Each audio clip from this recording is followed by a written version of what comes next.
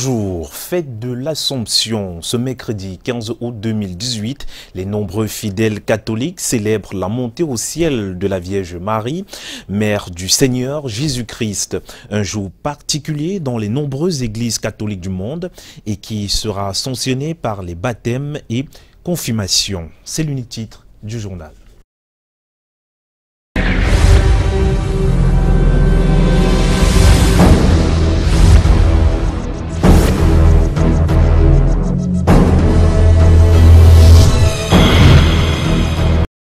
Bienvenue à tous au 13h sur Canal 2 International et on ouvre ce journal avec notre chiffre du jour qui est 70,96.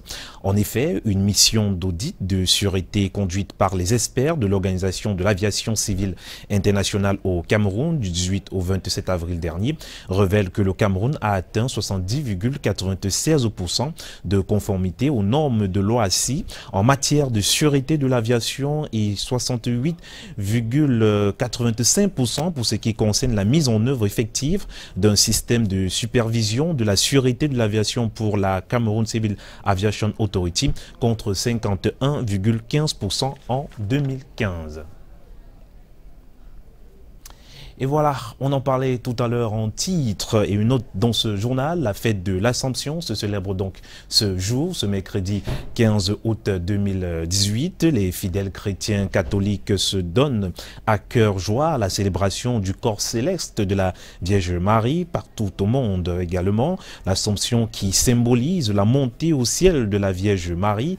Plusieurs messes sont célébrées à l'instant même et seront ponctuées par des baptêmes et confirmations. Écoutons quelques réactions. Ce qui me fait d'abord, ce qui m'a amené à penser, c'est le fait que j'ai vu que tous les mouvements mariales se sont mobilisés pour fêter ensemble, ce qui ne s'était jamais passé dans notre paroisse. Donc nous avons pris conscience que nous sommes là pour imiter le modèle de Maman Marie et quand c'était sa montée au ciel, tout le monde était sensibilisé et mobilisé. Ceux qui viennent d'assister là venaient juste de me rappeler que je suis la servante du Seigneur. Je dois me mettre juste à la suite de la Vierge Marie qui a su dire oui à Dieu. La Vierge Marie est celle qui a donné au monde le sauveur que nous suivons aujourd'hui, donc le sauveur du monde. Elle a donné au monde un sauveur. C'est à travers elle que nous sommes aujourd'hui sauvés. Moi, je m'appelle Madame Ayangma Blanche. Des merveilles, saint est son nom. C'est le cantique d'action de grâce que la Vierge Marie chante. En ce jour, nous célébrons l'élévation, la glorification, la montée au ciel avec son corps, son âme et sa chair. En réalité, c'est la reconnaissance de Dieu pour le bien que Marie a accepté de réaliser en accueillant son Fils dans le monde. L'Assomption donc n'est autre chose que l'appel non seulement Marie à se lever, mais nous aussi chrétiens aujourd'hui à pouvoir nous lever de nos torpeurs, de nos faiblesses, de nos péchés pour pouvoir effectivement grandir dans le chemin de la sainteté avec Dieu, avec l'aide de la Vierge Marie. Ce qui me fait d'abord, ce qui m'a amené à penser, c'est le fait que j'ai vu que... Les images sont signées Espoir Bayra. Parlons de toute autre chose. À présent, fini le calvaire des populations établies sur l'axe routier Fumban-Diakiri. C'est un tronçon qui relie deux régions, à savoir l'ouest et le nord-ouest. Un ouf de soulagement pour les véhicules qui subissaient le diktat des nids de poules. Monique Naoussi et Joanoudine. C'est officiel. L'ex-routier Fumban-Diakiri, en passant par Koupa Matapit, Somten, Bangambi, Bangoura, va être bitumé dans les prochains jours.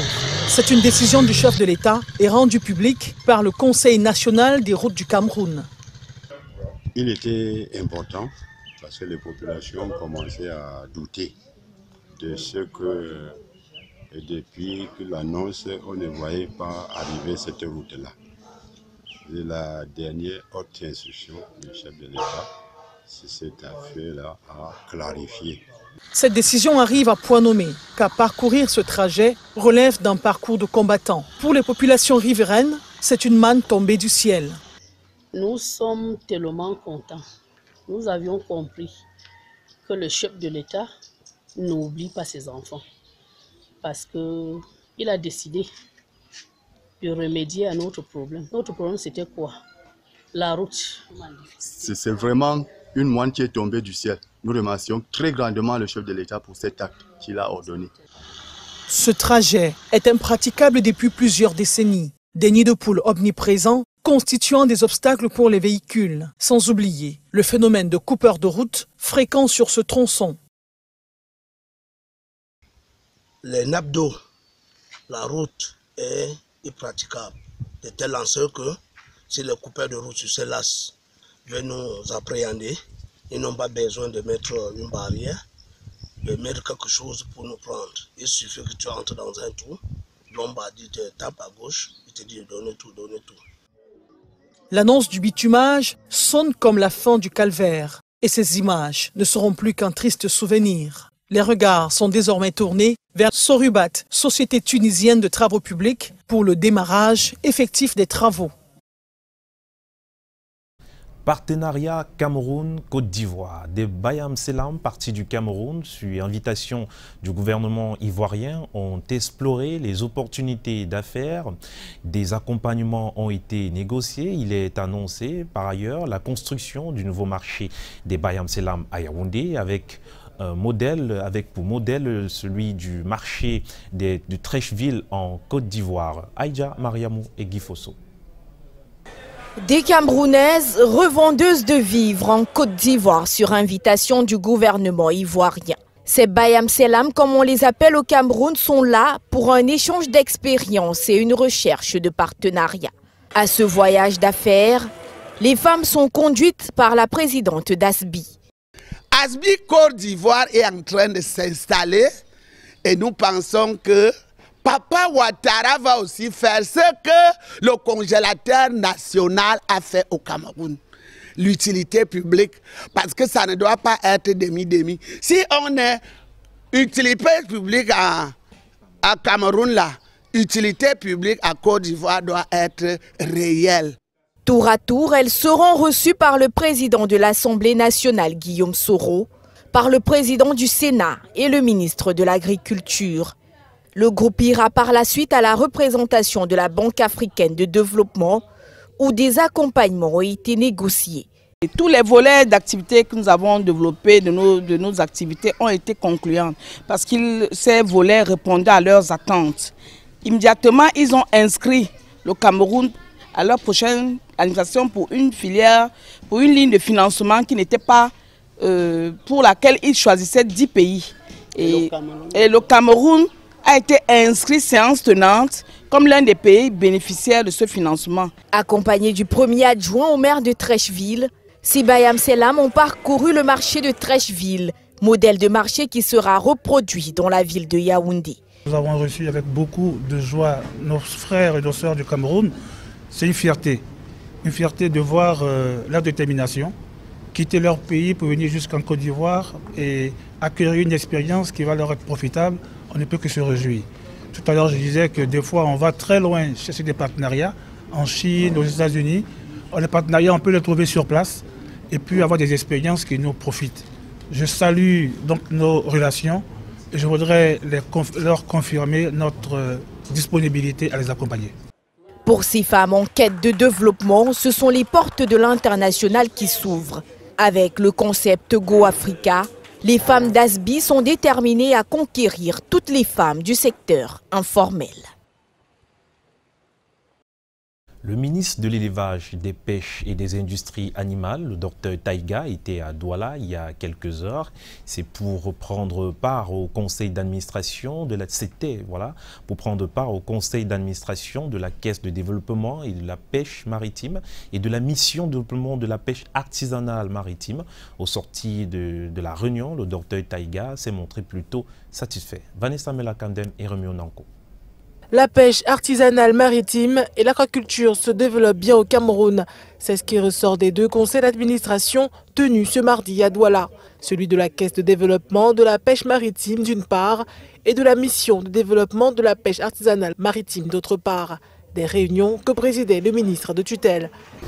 Nous avons noté un meilleur contrôle de la côte camerounaise suite à une convention avec le ministère de la Défense où le contrôle est plus effectif et plus efficace.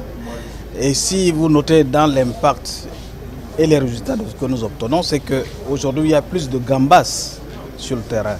Ces résultats ont été possibles grâce à la modernisation des exploitations aquacoles, une meilleure structuration de la filière et l'amélioration de la disponibilité des intrants, entre autres.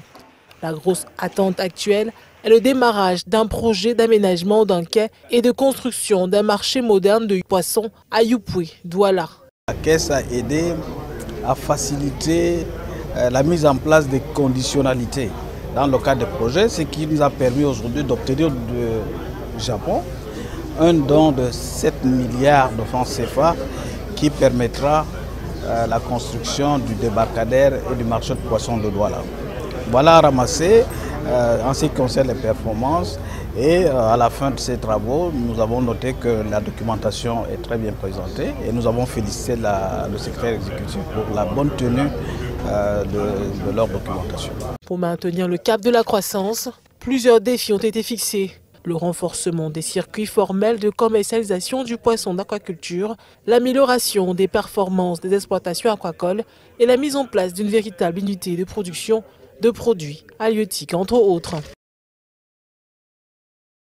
Petite information avant de nous rendre à Yaoundé, actualité donc chez nos forces de défense. Le secrétaire d'État à la Défense, chargé de la gendarmerie, se rend ce mercredi à Kousséré, dans Logon et Chari. Kalas Yves Landry et Toga veut ainsi booster le moral des troupes au front. Hier mardi, il a entamé sa visite à Maroua, où il s'est d'ailleurs montré très satisfait des actions menées par les troupes dans l'extrême nord. Et la suite de ce journal, c'est à Yaoundé, où nous allons tout de suite nous rendre pour retrouver Delphine Fonkouteni. Bon après-midi à vous, Delphine.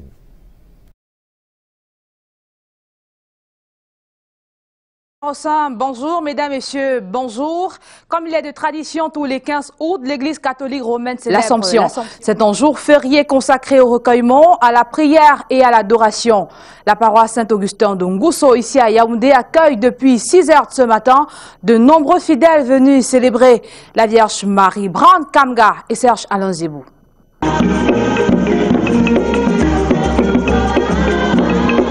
Les chrétiens de l'Église catholique romaine exultent de joie ce 15 août. La Vierge Marie est élevée au ciel.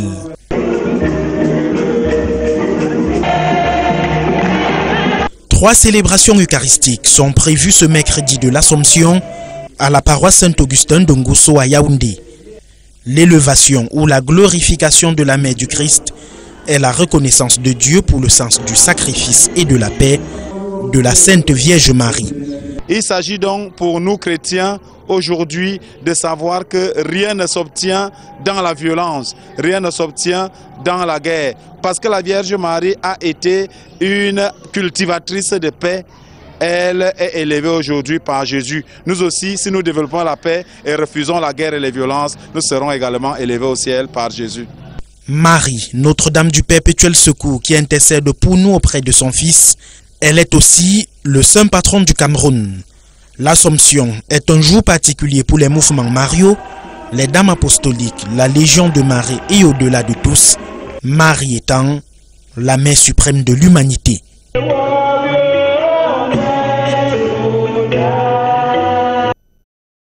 Autre chose dans le 13h, l'École internationale des forces et de sécurité a livré hier ici à Yaoundé la 4e promotion de breveté d'études supérieures et de sécurité. Une dizaine d'officiers de gendarmerie, de police aptes à diriger des opérations de maintien de la paix au terme d'une formation qui a duré 10 mois. La cérémonie a été présidée par le ministre délégué à la présidence chargé de la Défense, Joseph Betia Somo. Chanel Wempé et Serge Alain Zébou pour les détails. Ils sont désormais aptes à préparer une opération de police et de gendarmerie sur le plan national et international. Ces 13 officiers supérieurs viennent d'obtenir le brevet d'études supérieures de sécurité de l'École internationale des forces de sécurité. Ça a été très prenant, mais aussi très instructif. Au final, nous avons le sentiment d'avoir énormément progressé dans tous les domaines.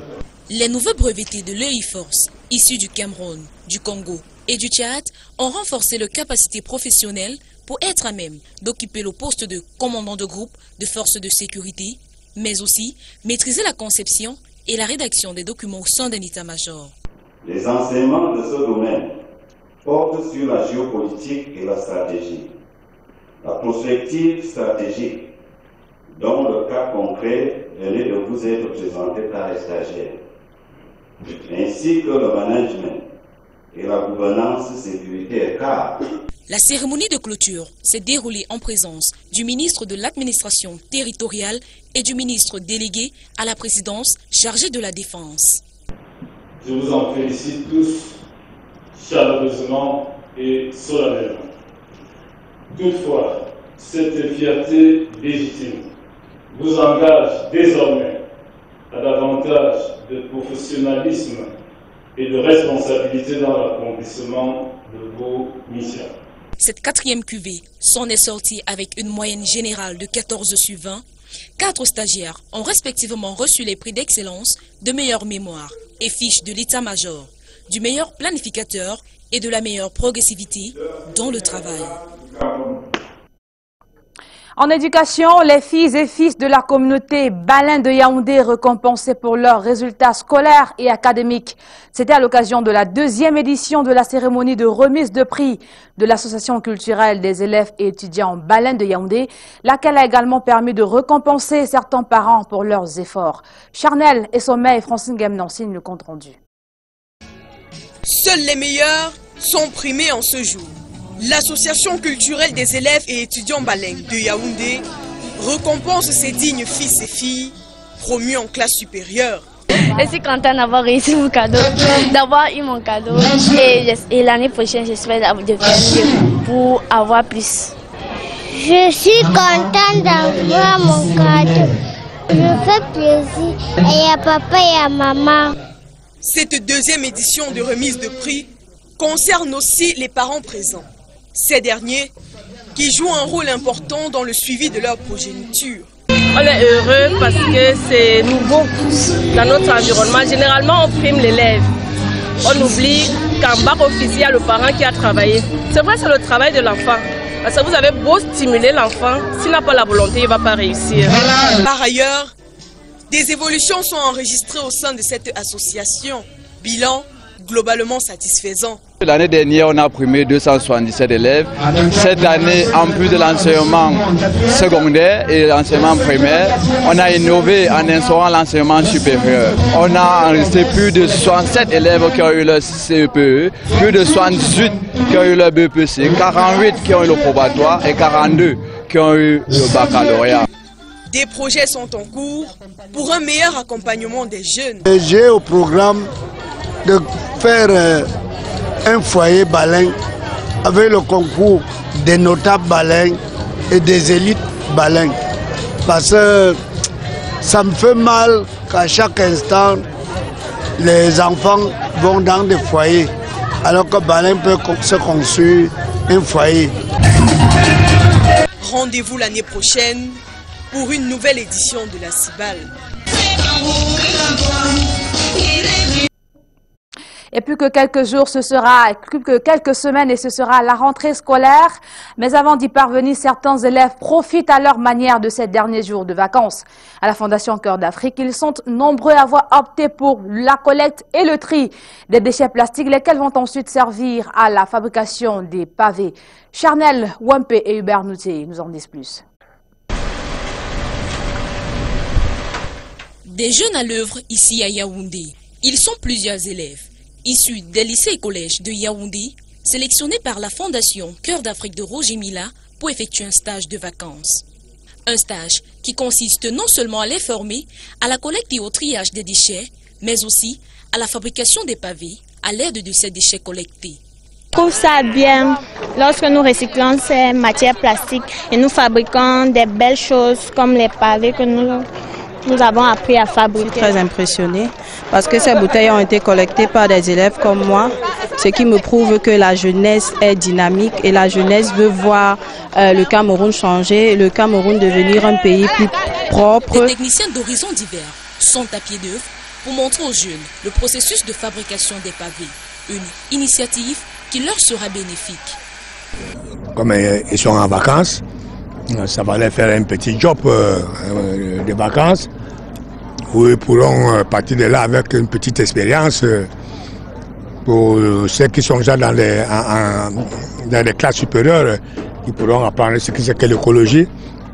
Et puis bon, ça va leur permettre aussi d'avoir peut-être un petit 10 000, 15 000 francs dans la poche pour s'acheter soit des cahiers, soit des sacs d'école. L'Afrique a garanti 10 000 emplois.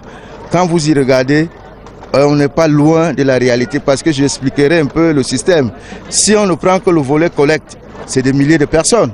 Si on prend maintenant le volet pavage, imaginez-vous si on venait à faire une route, ne serait-ce que d'1 kilomètre, parce que c'est en approche IMO, voyez-vous combien de jeunes on pourra utiliser. Je ne veux pas parler de ceux qui seront là pour la fabrication des pavés. Les pavés, une fois fabriqués, seront utilisés dans les écoles sélectionnées. Les élèves verront ainsi le fruit de leur travail effectué pendant les vacances. Ce recyclage des matières plastiques permettra donc de lutter contre la dégradation de l'environnement. Le gouvernement, en synergie avec ses partenaires techniques et financiers, opte pour une synergie d'action pour plus d'efficacité. Ils viennent d'ailleurs de se réunir à Yaoundé pour réfléchir sur les mobilisations de ressources nécessaires. Les travaux présidés par le ministre en charge de l'environnement et les pierres ont été suivis pour vous par Karel Mezatiachoya et Luc Vandor. L'exploitation forestière, l'exploitation des plantes médicinales, la pollution sont entre autres activités humaines qui constituent une menace pour les espèces animales, végétales et floristiques en voie de disparition au Cameroun. Malgré les projets mis en œuvre par les pouvoirs publics pour y mettre un terme, le mal persiste. Pour plus d'efficacité, le ministère de l'Environnement et les partenaires techniques et financiers penchent pour une synergie d'action. C'est pour peaufiner la stratégie qu'ils se sont réunis en concertation ce 14 août 2018 à Yaoundé. Vous savez qu'un pan très important du développement durable, c'est la protection de l'environnement. On le voit notamment à travers les objectifs de développement durable, dont un certain nombre portés sur la protection de l'environnement. Et en matière de protection de l'environnement, le Cameroun a signé beaucoup d'accords multilatéraux sur l'environnement, dont la mise en œuvre participe non seulement de cette protection de l'environnement et la promotion du développement durable, mais singulièrement de la réduction de la pauvreté. Le développement durable est également au cœur des préoccupations des partenaires qui posent des actions concrètes sur le terrain pour préserver la biodiversité. Au niveau du sud-est du Cameroun, nous parlons aussi, nous intervenons dans certains sites critiques pour la protection de la grande faune, comme les éléphants, les gorilles, j'en passe. Le patron de l'environnement et les pierres préside les travaux. La formation et une synergie d'action entre toutes les parties prenantes reste impérative. Des travaux qui ont permis d'élaborer des pistes de solutions. En culture, les Vorbelinga, originaires de la région du Sud Cameroun, célèbrent leur culture. C'est à l'occasion du 7e congrès ordinaire de leur association dénommée Anyang Vorbelinga, une plateforme qui vise à promouvoir et conserver leur culture. Plus d'informations dans cet élément réalisé avec Serge Alain Zébou. Célébrer l'autorité traditionnelle, une identité culturelle des Vorbelinga.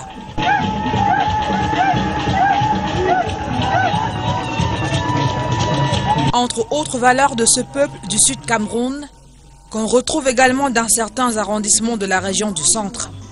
Des valeurs que promeut l'association Anyang Vorbelinga. C'est un regroupement qui permet de raffermir les liens de parenté entre les fils et filles Vorbelinga.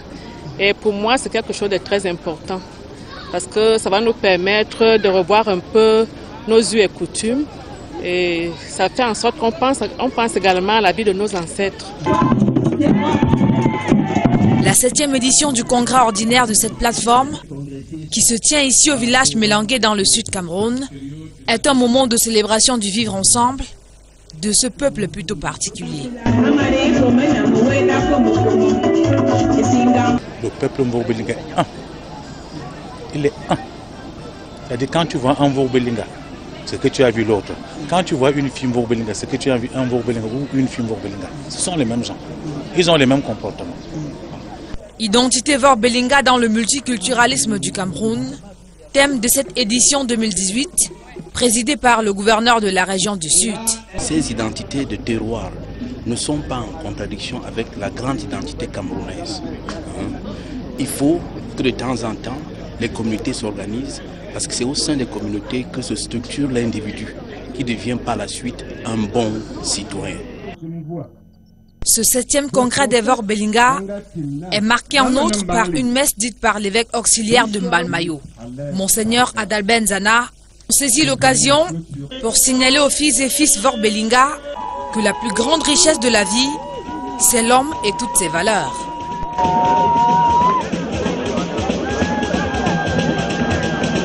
Sport à présent, le ministre des Sports et de l'Éducation physique associe les anciennes gloires du football camerounais à l'organisation de la Coupe d'Afrique des Nations 2019. Pierre Ismaël Bidunkwat a reçu hier ici à Yaoundé près d'une cinquantaine d'anciens lions indomptables des années 1972 à 2006. Une rencontre à laquelle a pris part le secrétaire général adjoint de la Confédération africaine de football, Jérémy Soren Ditab, Rigobert Sambanac et Patrick Mboma s'expriment au micro d'Alain Gislin Kanga et Francine Gemnon. Fort de votre soutien et grâce au réseau de qualité que chacun de nous a su tisser sur les scènes footballistiques nationales et internationales, le Cameroun peut compter sur ses légendes pour véhiculer ses messages à l'occasion des différentes compétitions et différents événements nationaux et internationaux. Autour d'eux, on se doit de fournir des efforts qui seront d'abord au niveau de la réflexion, au niveau de l'intellect pour apporter ce que je disais tout à l'heure, à savoir des solutions pour trouver le meilleur confort. Il ne faudrait pas qu'il y ait du cafouillage, qu'on sache entre nous déjà où est-ce qu'on peut être disponible. Parce que c'est vrai, on parle du foot, mais dans le foot, il y a aussi de l'administration. Et dans le même registre, réinitialiser et encadrer les jeunes à la pratique du football, entre autres objectifs de la formation organisée par l'Académie nationale de football. Près de 150 jeunes venus des 10 régions du Cameroun prennent part à cette rencontre. Yaouba Mamadou et Francine Gemnon les ont rencontrés. Jonglage et conduite de balle animent le stade du collège Toldakounou. Les enfants, venus des 10 régions du Cameroun, se démarquent sur la pelouse. Parmi les 150 filles et garçons, seuls les 50 meilleurs seront les futurs pensionnaires de l'Académie nationale de football. Je vais devenir footballeur comme Samuel Eto'o, Lionel Messi. À l'extrême nord, je joue les ballons, je vais ressembler à Neymar. Mon rêve, c'est de jouer dans l'équipe nationale. C'est un sport qui me plaît beaucoup. Je veux jouer comme Raïssa Fedjo. 2 techniciens français sont venus au Cameroun dans le but d'évaluer et sélectionner les joueurs les plus talentueux. Initiative mise sur pied par le directeur de l'ANAFOOT. Vous devez déjà savoir que quand on forme un joueur, ce n'est pas uniquement pour le championnat camerounais. Il y a un profil des joueurs qu'on veut sur le plan international.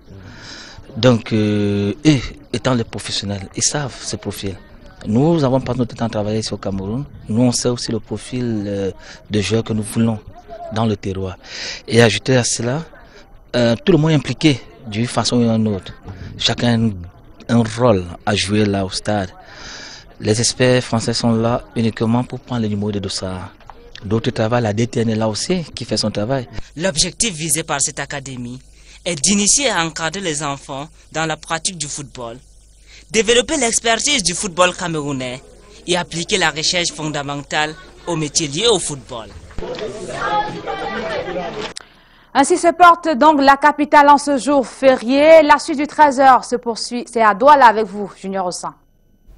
Merci Delphine Fonkoutené et c'est en sport avec cette note d'information pour quitter définitivement Yaoundé. Les Lions cadets de moins de 17 ans seront reçus ce jour à partir de 14h au ministère des Sports et de l'Éducation physique par le ministre des Sports et de l'Éducation physique Ismaël Bidunkwat. Et on parle cyclisme à présent. La transrégionale camerounaise est rendue à sa 13e étape, une étape d'une distance de plus de 200 km qui a permis aux amoureux leader de la petite reine de cette 8e édition de mieux s'évaluer. Plus de détails avec Alex Lembe.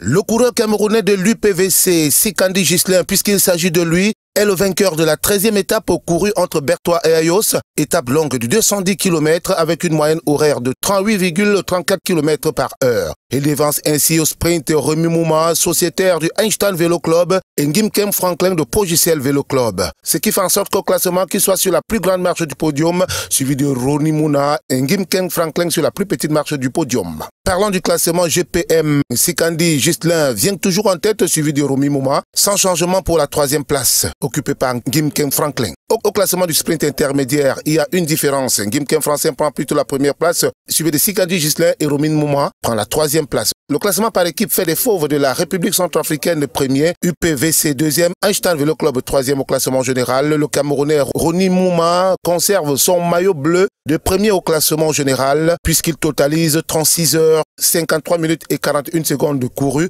Ce temps est moins que celui de ses adversaires. Il est suivi de Sikandi Ghislain de l'UPVC avec un écart de 3 minutes et 58 secondes.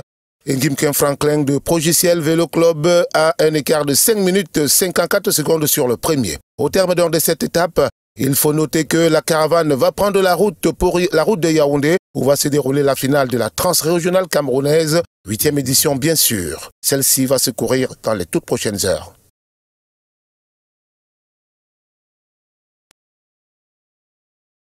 Et c'est derrière cet élément que se referme le trésor sur Canal 2 International. Le prochain rendez-vous, c'est demain à la même heure. Bonne fête de l'Assomption à tous les chrétiens catholiques du monde. Au revoir.